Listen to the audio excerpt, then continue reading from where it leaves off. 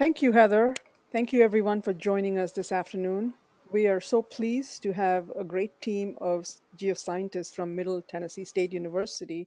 We're going to talk to us a little bit about how they use student portfolios, e-portfolios, in documenting what the students are doing in their various classes and how this is helping the department assess how the students are learning.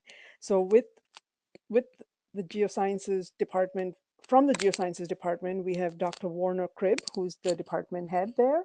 And joining him are his two colleagues, Melissa Lobejire and Jeremy Aber. So please take it away, Warner. Thank you, Pranoti, and thank you, Heather, and thanks for everybody for joining us today. You can go to the next slide, please. I'm just going to do a brief introduction, just a couple of slides, then I'm going to turn it over to, I'm going to turn it over to Jeremy and Melissa, who really are the architects of this. But just as a little bit of background, if you're not familiar with Middle Tennessee State University, we're just outside of Nashville, about 30 miles southeast. We are a 22,000 student public regional comprehensive university, of which about 90% are undergraduates. We primarily serve the Metro Nashville region, but also students from throughout Tennessee and the Southeast. So our department, the Department of Geosciences, we service about 130 undergraduate majors. We have a relatively small graduate program, about 20 graduate students.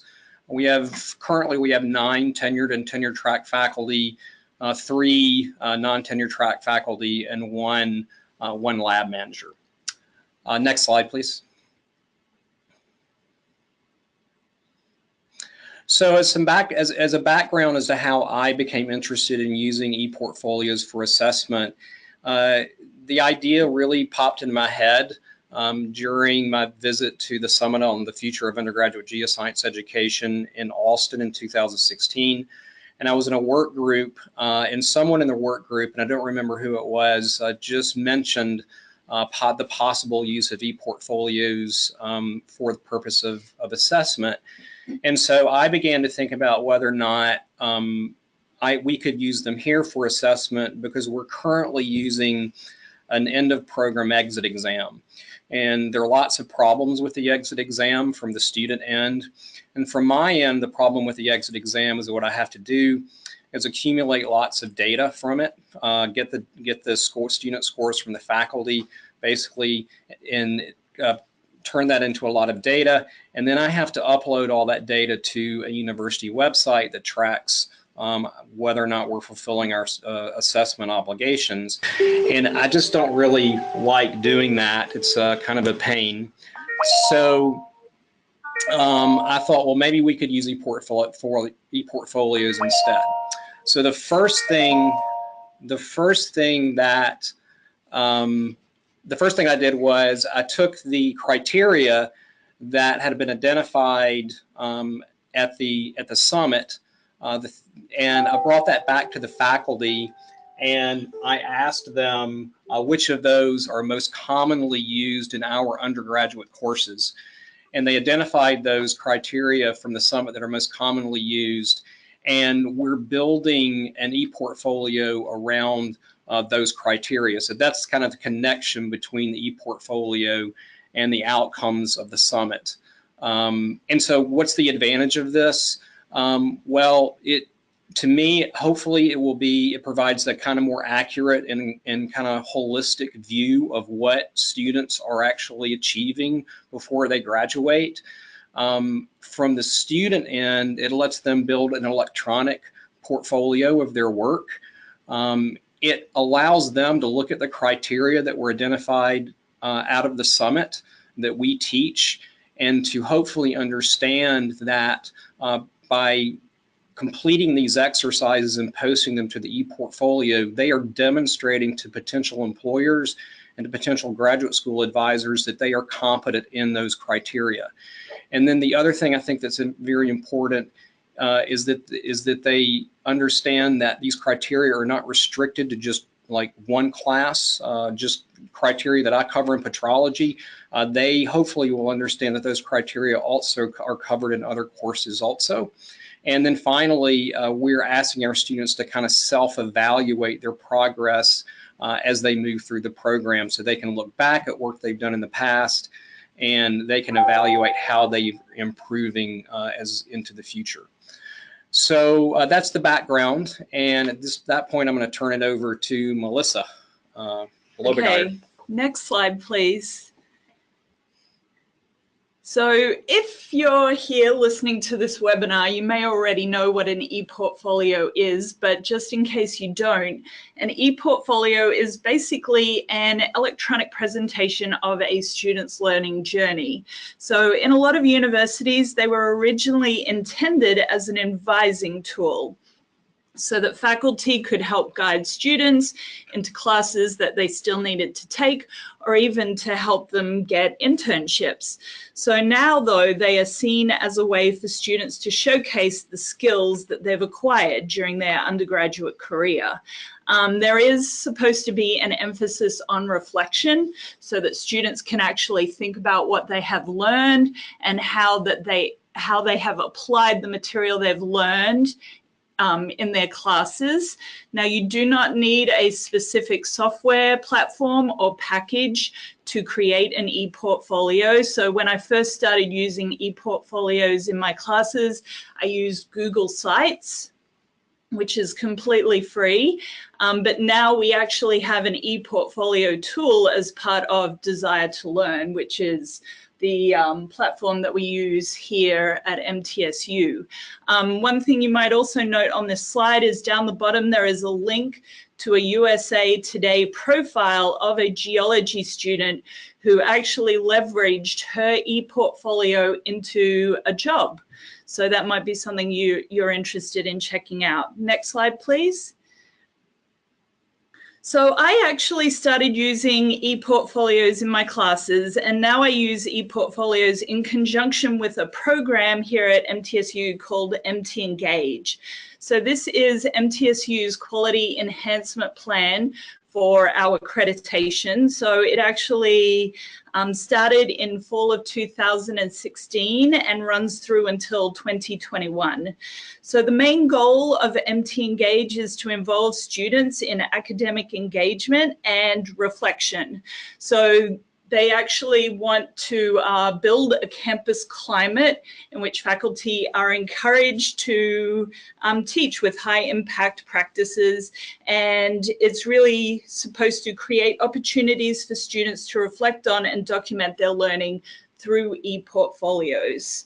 So next slide, please. The MtEngage classes actually are supposed to meet several so-called student learning indicators or outcomes. And a class, if it's to qualify for MtEngage, it actually has to meet 2 of the first 4 learning indicators. So I'm just going to run through them very quickly. So the first is connections to experience.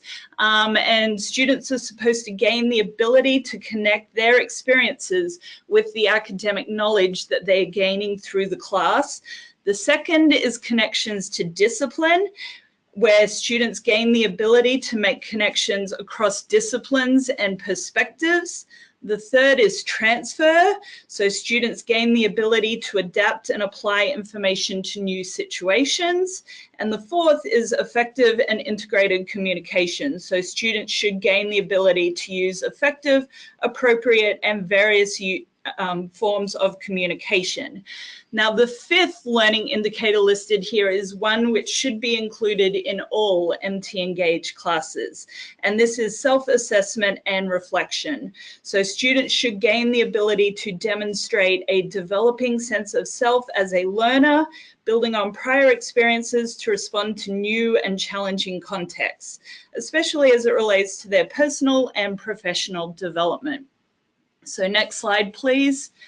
So the next slide that's going to come up in a moment is just sort of a visual representation of those learning indicators. And the one shown in red there is the one which all classes are supposed to include.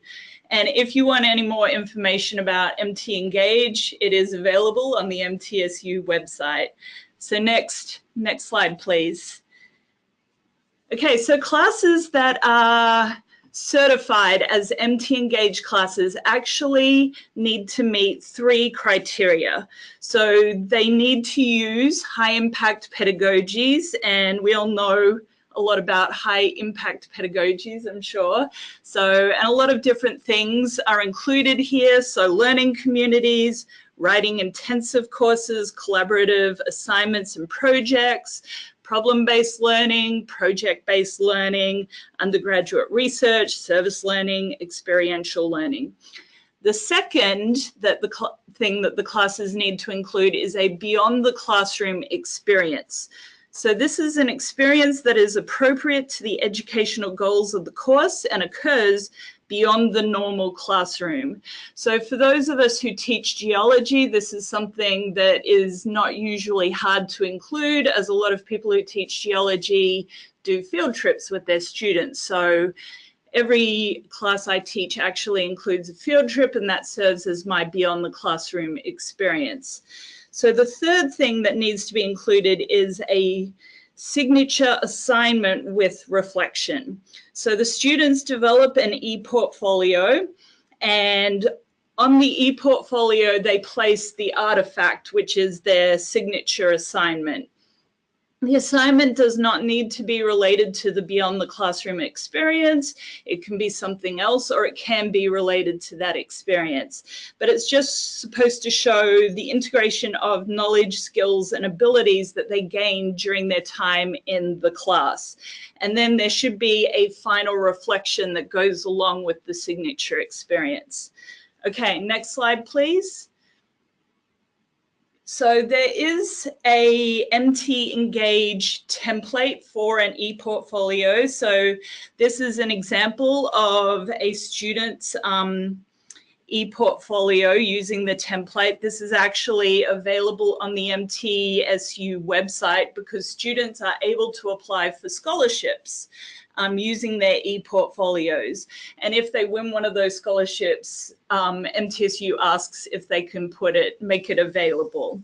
So you can see that there are actually 4 pages within the template if you look in the black bar along the side of the ePortfolio. So students need to complete an About Me section. And then just to be eligible for a scholarship, they need to complete the entire template. But within someone's class, they do not need to complete the entire template. So for my classes, I just get them to complete the About Me section and the Work and Academic Showcase, which is an important section.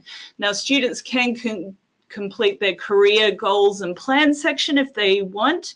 They have the ability to add cover letters and resumes.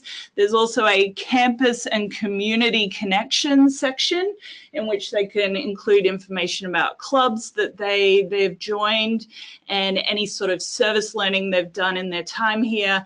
And obviously the Work and Academic Showcase is very important.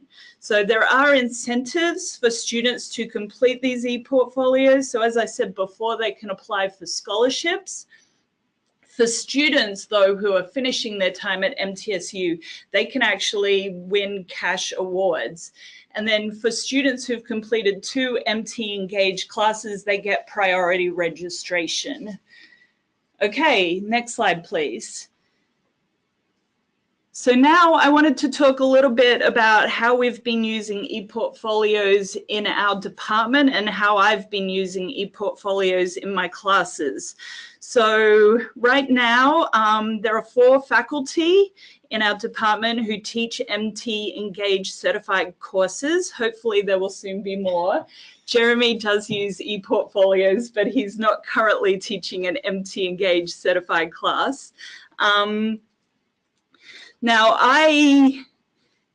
So we do use them both as part of MtEngage classes and other classes. And we will be talking about how we intend to use it as an assessment tool to replace our current exit exam.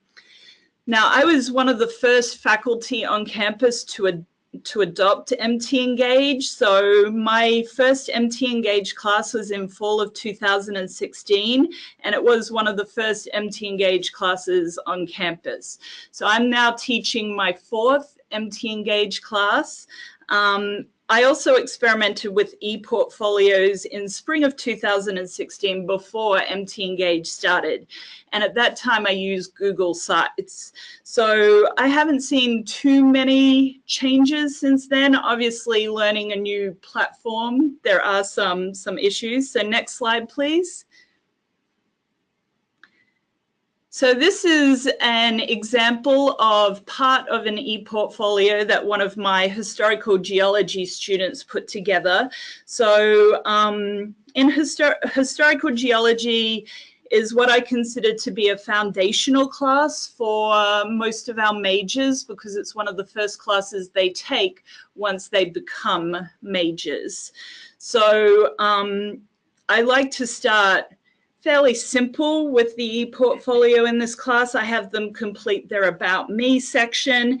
And then in the Work and Academic Showcase, I have them enter a field trip report. I do have a signature assignment related to predators from throughout time.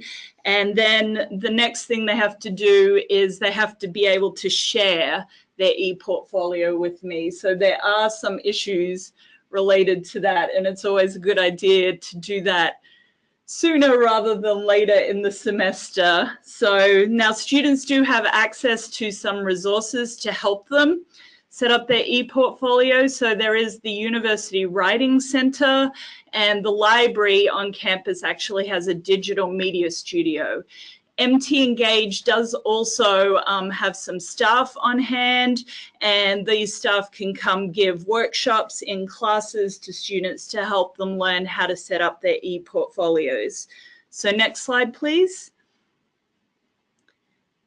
So this is an example of an ePortfolio that one of my students in my invertebrate paleontology put together. So you can see on the left is their About Me page, and on the right is their Work and Academic Showcase. So invertebrate paleontology is a 4,000 level course, so I expect a little bit more of them in this class. So I like to see a a slightly expanded version of their About Me page. They can include a photo if they want, but not all of them do. They also need to list their strengths and weaknesses. And then in the Work and Academic Showcase, I like them to not only include their field trip report and their final project, which is a poster for this class, and their final reflection, but I also like them to include additional assignments from throughout the semester. And these meet certain learning outcomes and skills that I have selected for this course. So there is a variety of stuff that can be included in the Work and Academic Showcase.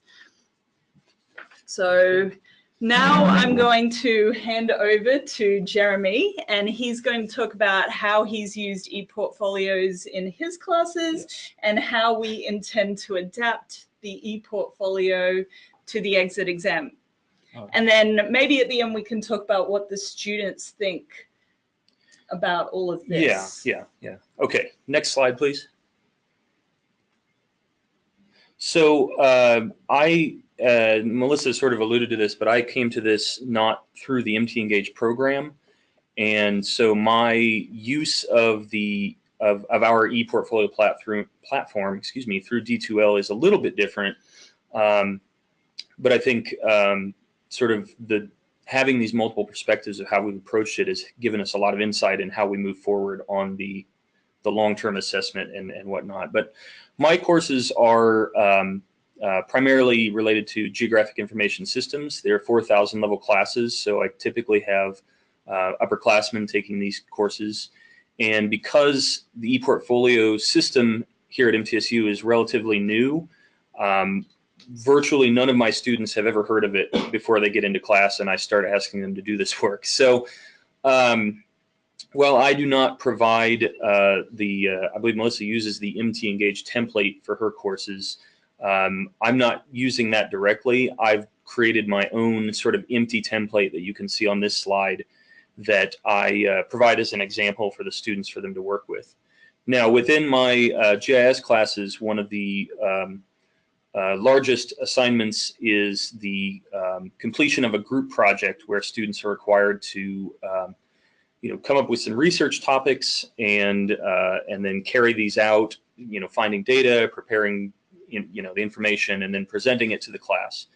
And I have added this ePortfolio requirement because I think it is particularly valuable in this class.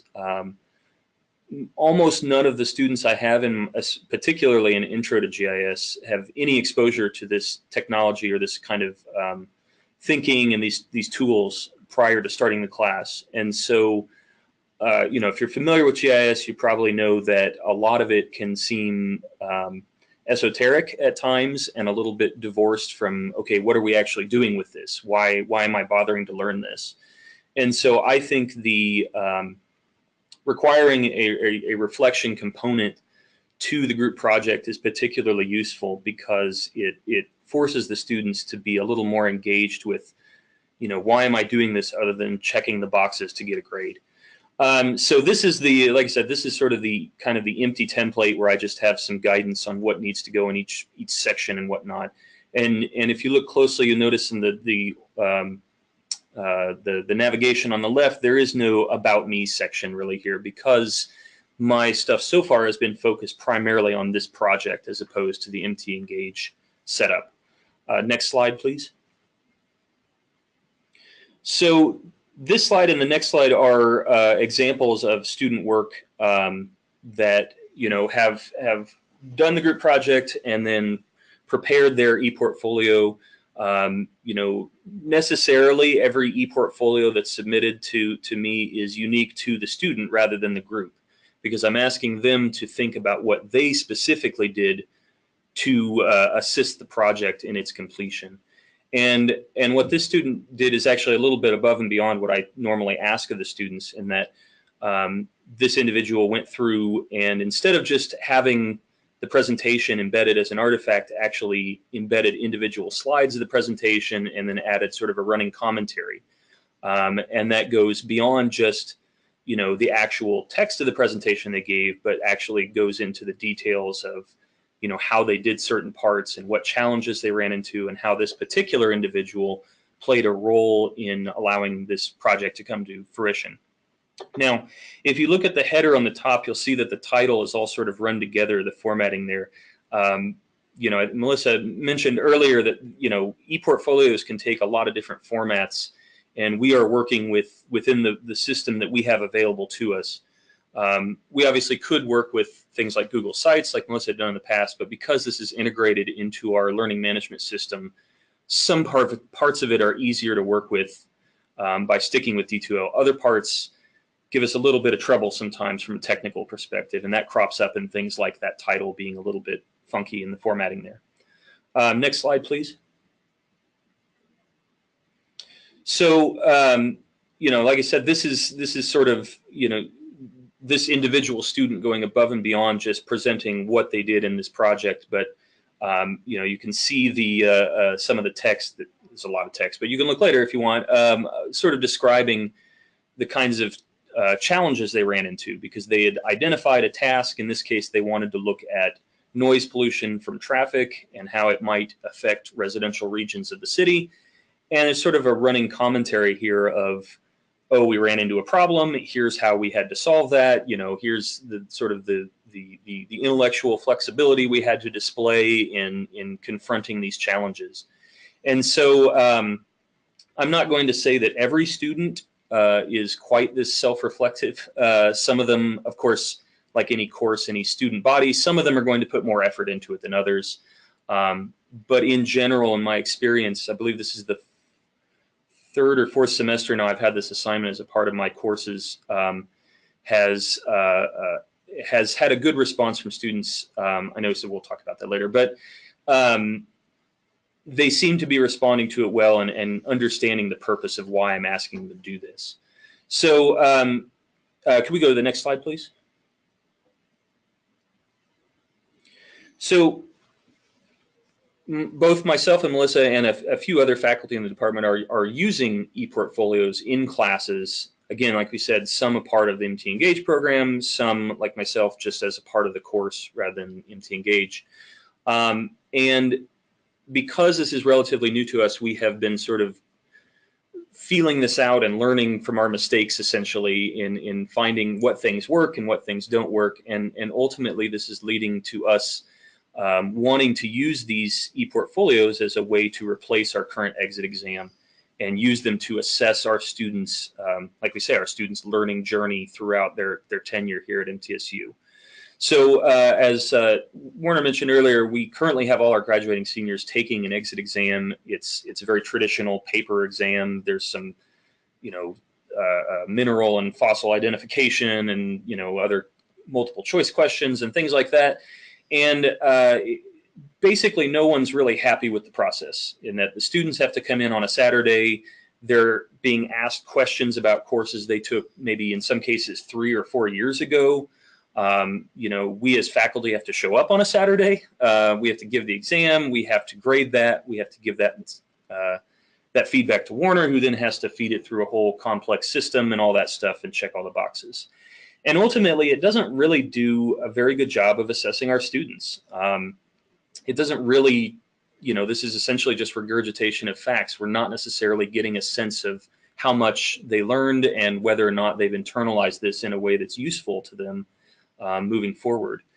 The other factor in this, it says in the bottom point here, there's not really any penalty if a student doesn't take this. So we have a fair number of students that just simply don't show up and don't bother to take it at all.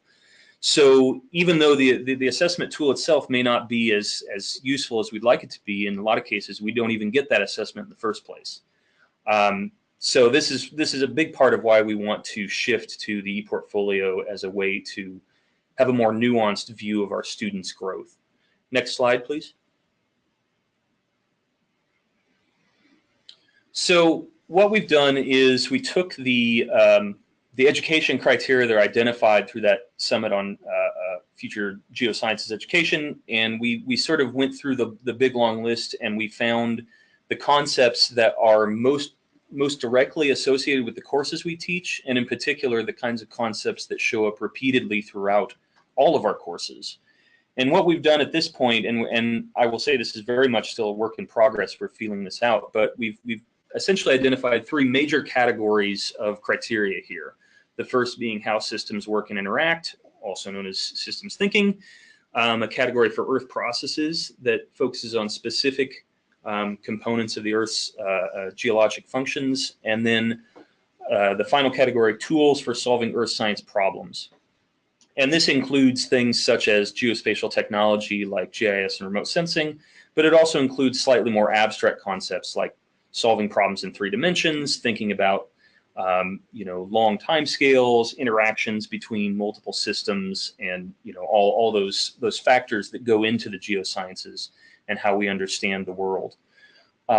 Next slide, please. So what we're working on at this point is creating a template that includes all this information that students will be able to work with.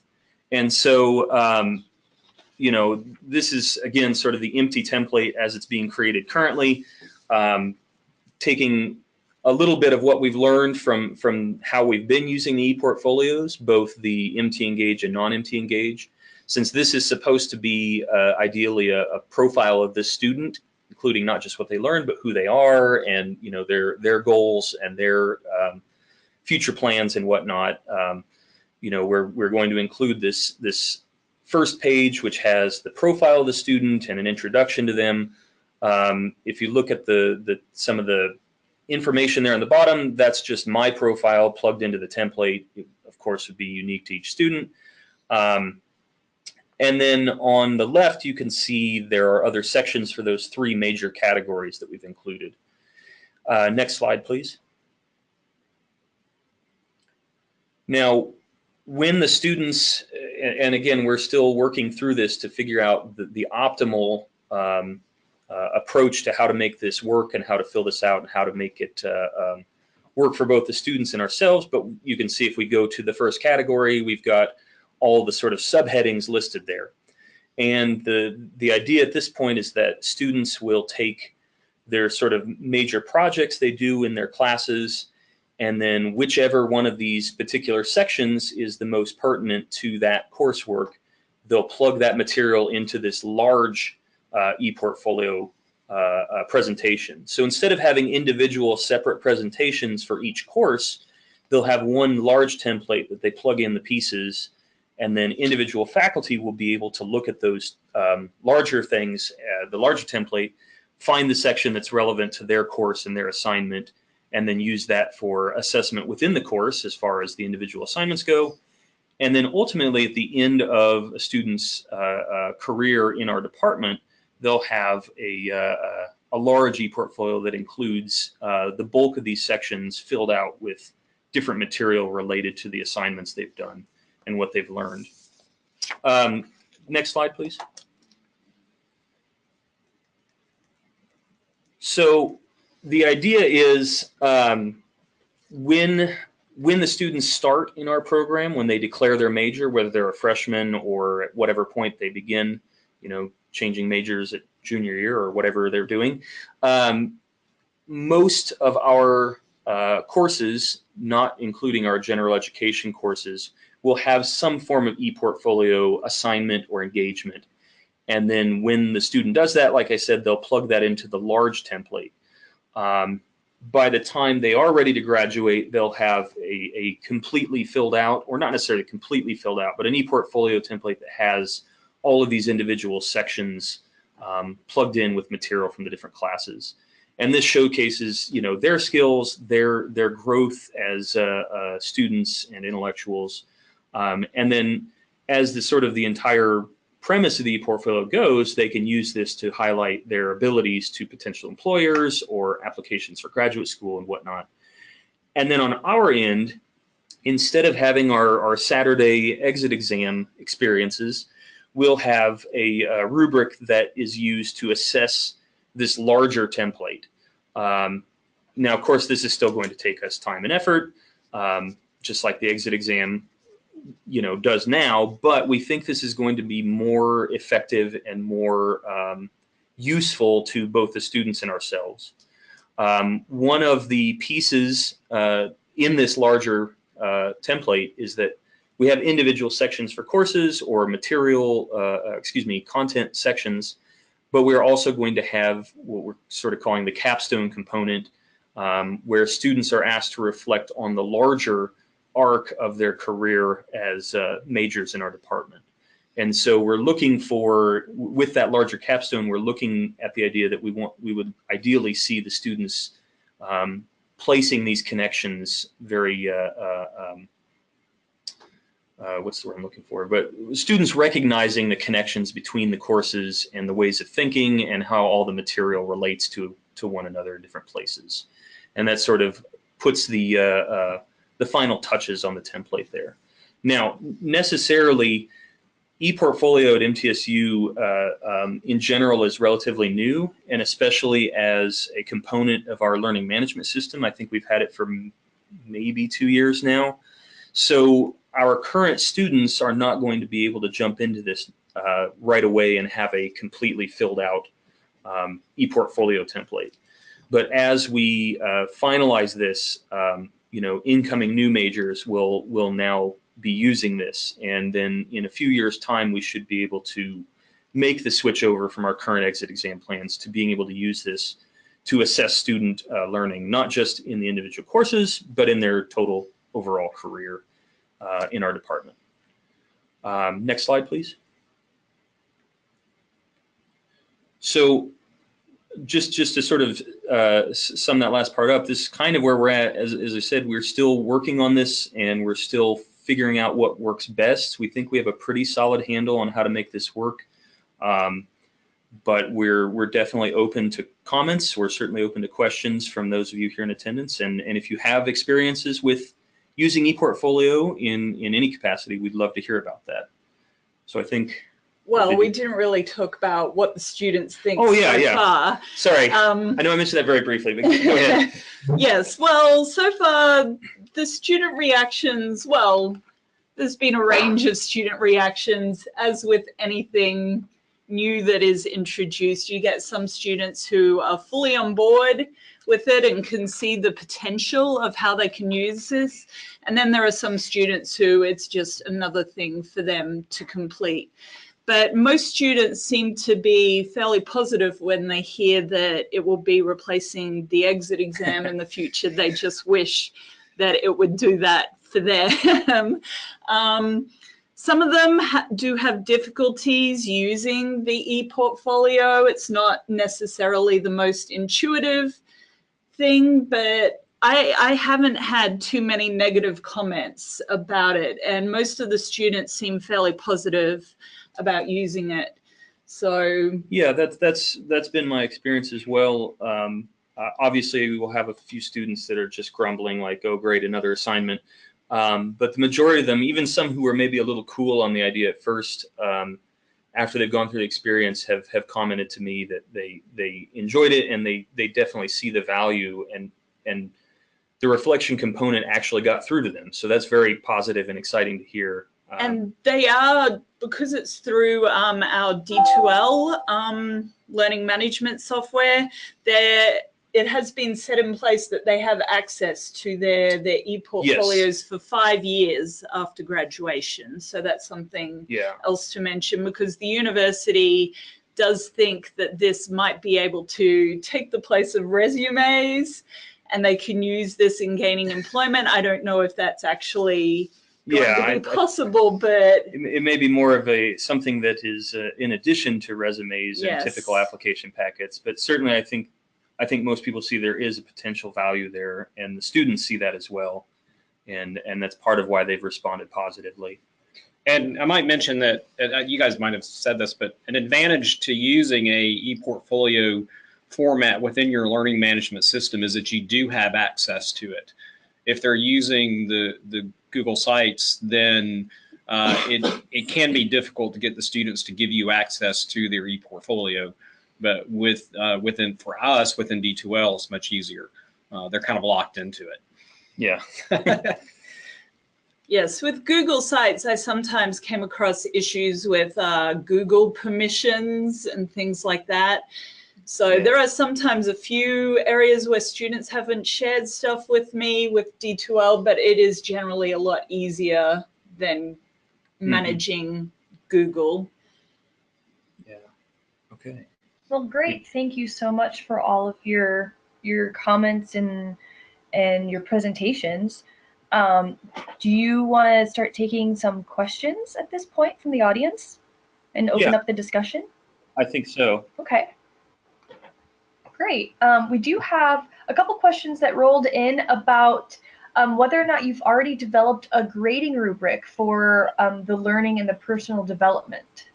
There is a rubric associated with the MtEngage template.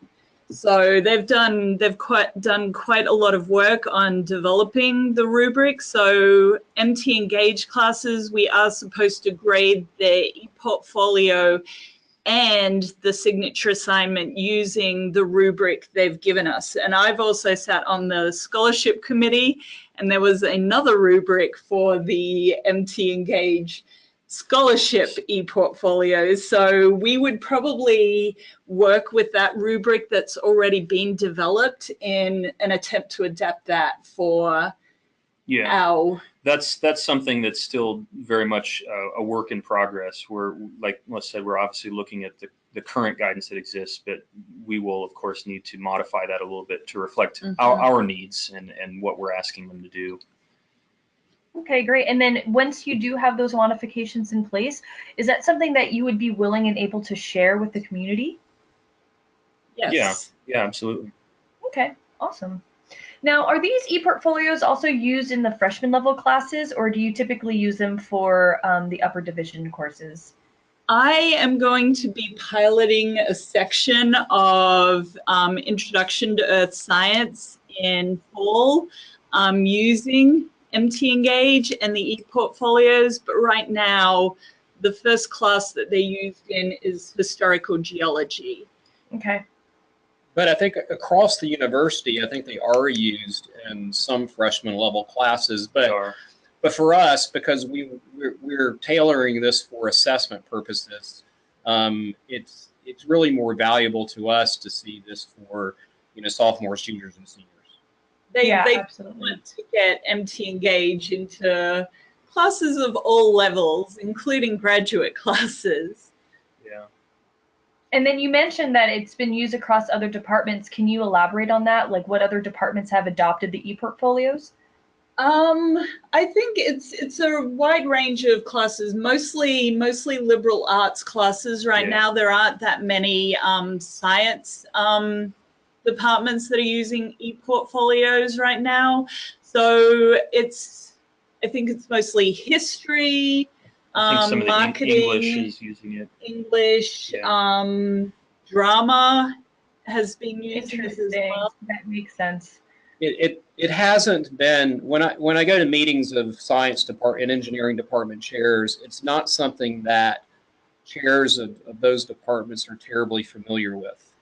And when you ask them about it, they might say something like, what is the benefit of that to our students?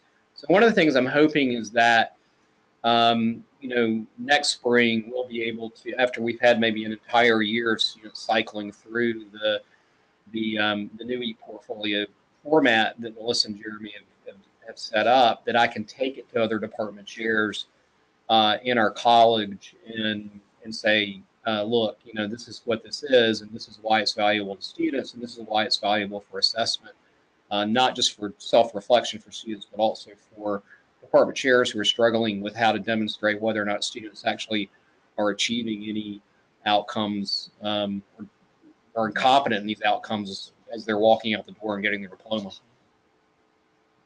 Okay, great. Now, when you do use the ePortfolios, have you done any kind of analysis or evaluation to be able to compare the student learning outcomes for the same project that you've done in previous years when they use the ePortfolio versus when they do not use the ePortfolio? Well,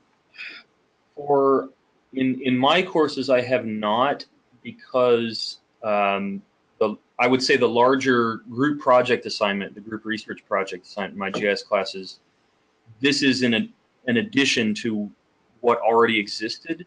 Mm-hmm. So in a sense, I'm assessing something I wasn't assessing at all really before. I was basically just going off their presentation to the class and using that as the main assessment. This gives me more information I didn't have, so I can't do a direct comparison.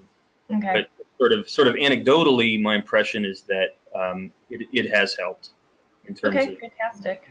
Out of the assignment. And I haven't really done that either. The one thing I can say is that my evaluations for my classes have definitely increased since I started using ePortfolios. So that's a great outcome. Yes, for me, yes. Now, how will you incorporate the individual course ePortfolios into the extended ePortfolio that will take the place of the exit exam? Well, I think as of right now, these are sort of separate things, but I think the plan is that they'll be one and the same. That essentially, whatever class you're in, you will share the entirety of the large template with your instructor, and then they'll be just focusing on the section that's relevant to their course. And to be honest, that is the way we set that up is mostly related to the fact of how D2L's interface and structure functions. Like, that may not be the most ideal way to do it, but it's the way that works within the system we have.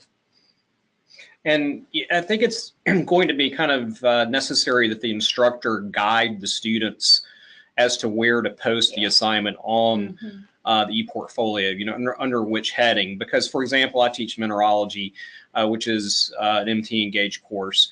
And, we do a lot of three-dimensional problem solving in that course. And so, you would think that students would know, oh, yeah, well, this is an example of my competency in three-dimensional problem solving, but not necessarily. So I'm going to have to remember to tell them, this is where I want you to post this particular assignment that you've completed.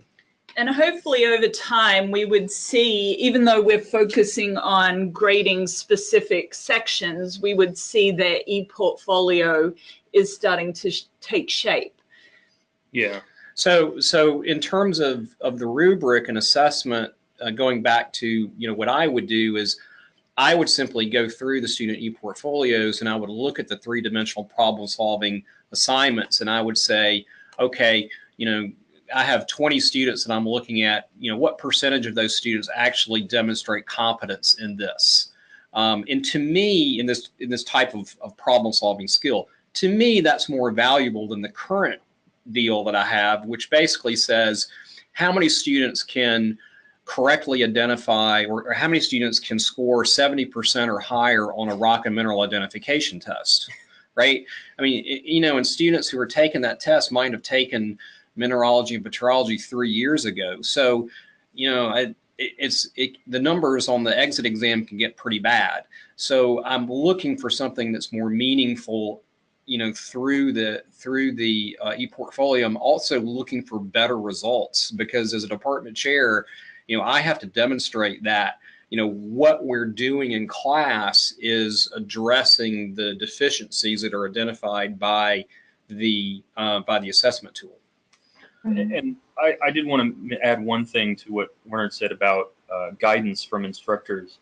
I can say that the first semester I had this ePortfolio as a part of my course, I didn't give a lot of guidance because it was sort of an experiment to kind of see, what would I get from students? How would they respond to this? And following that, I started giving significantly more guidance in what I was expecting to see and what I wanted them to get out of it. And that really did help. So I think having our faculty be a part of that process and helping to direct the students to how they need to be doing this is going to be a big part of that. Okay, wonderful. Now, what considerations do you have regarding ePortfolios and the students' privacy? Do they need to sign any forms? How can you help maintain their privacy and security with these things? So that's a good question. I don't know if that I have a really obvious, straightforward answer. Sort of the underlying intent of the ePortfolio is to put that information out to the world. So on one level, I would say that ideally shouldn't be a concern. I think as far as us as faculty at the university and us using these for assessment purposes, I think it would fall under the same kind of category that any sort of student work and student grading would be, in that, this is something where we're not going to be giving it to anyone, that the student would make that consideration. We would treat it sort of like any other exam or any other assignment we would get in that regard. And the students do have to actually share it with us. So we can't just go in and look at anyone's ePortfolio, and at any time they can stop sharing it with us as well. Yeah. And I mean, they can then also share it with people outside of the university, but they're given a link. Yeah, so I think it's a timed link where if you receive this in your email, you have, like 72 hours to view it or something like that. And presumably because this is something that they have to actually go out and affirmatively say, I want to share this, they will be sharing things that are appropriate to share in terms of personal information and that sort of thing. But that's probably something that we definitely need to add as a point of guidance, just to remind them about that. Absolutely. Now, have you had any of your alumni come to the department and share the usage of the ePortfolios? And if so, what were they saying about them, especially if they're hiring managers, for example? Well, I think we've only been using these I've only used it for 4 semesters now, so we really haven't had any feedback so far. Some of our students are still cycling through the program. So I do know that we had one graduate who said she was going to she was an education graduate, she was going to put her lesson plans in and then use that to try and get a job, but I don't know. She never actually updated me on how that went. So I think it might be a little while before we hear about this from our alumni. And do you have any mechanisms in place to check in with your alumni to see how, if they have used the ePortfolios, or do they kind of fall off the map? Well, as you know, alumni tracking is difficult. So we do try to stay in touch with our alumni as best we can. Everybody knows about the problems of keeping track with alumni, but in terms of asking them about ePortfolios, no, we haven't. I have not done that yet. Okay. Now, are you required to keep any of the artifacts for assessment purposes? And if you are, can you extract them from the system, or do you just take screenshots? Like, how do you deal with that?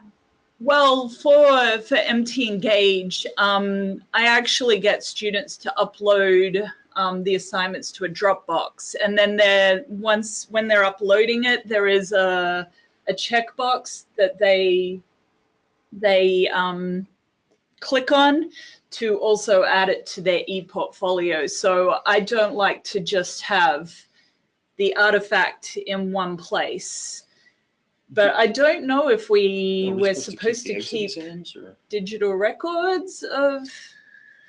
I honestly don't know the answer to that question as to how long the portfolio would be maintained on the learning management system. That's a good question. We haven't asked that one yet.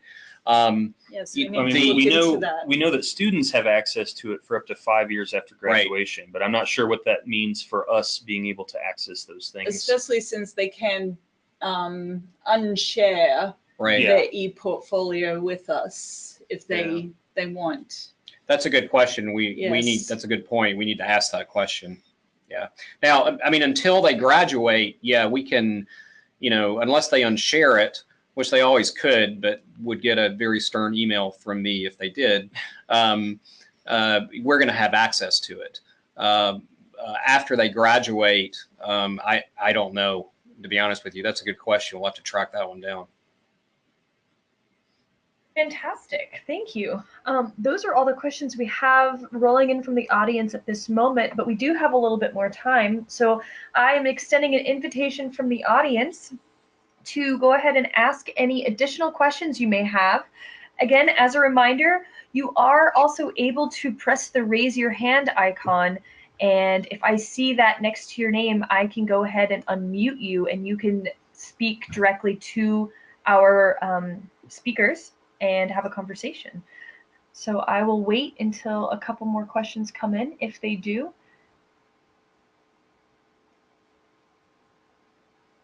Anything else from the audience? I'll give it another couple seconds here. Warner, Melissa, Jeremy, do you have any other closing comments or points to make that before we wrap up?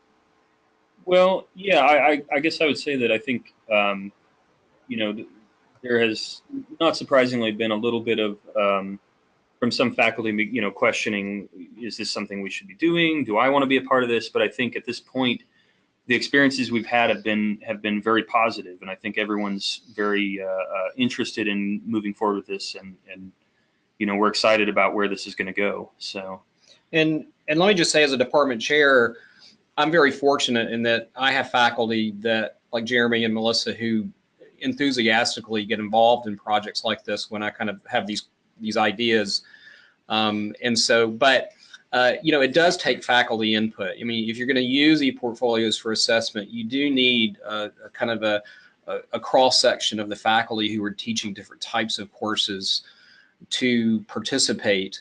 And it is commitment. It is more time, because you're going to have to be, each faculty member now is going to have to be looking at the ePortfolio and looking at the rubric that's being used for assessment, and keeping track of how many students are actually demonstrating competence in these different areas. So as a department chair, the question always comes, how do you get faculty to do this? And I'm as I said, I'm lucky. I don't know what happens when faculty just decide not to buy in. I don't think it's going to work if that happens in the department at all.